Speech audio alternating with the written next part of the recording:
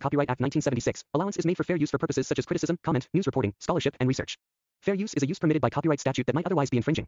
Non-profit, educational, or personal use tips the balance in favor of fair use. O ano, saan, sino, bakit, sa paanong paraan?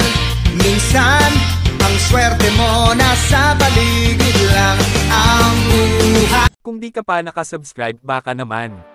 Hi, kumusta kayo? Ako hindi okay pero gagawa pa rin ako ng tutorial para sa inyo kung paano i-download ang mods ko, kaya simulan na natin baby ko. Unang gagawin nyo ay pindutin nyo ang link na nilagay ko sa comment section, pagkatapos mapupunta kayo sa Chrome, scroll lang kayo hanggang mapunta kayo sa email robot.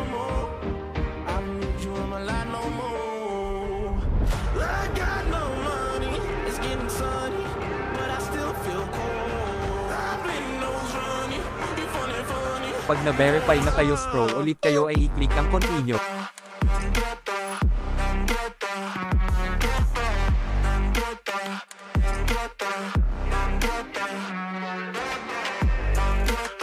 Pag na-click na yun, isintayin nyo mag 0 seconds, then click open. Pagkatapos nyan mapupunta na kayo sa Mediafire link at pwede na yun na i-download.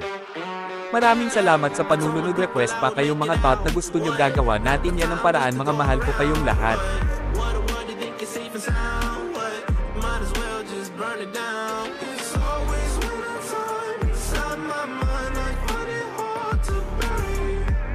Keeps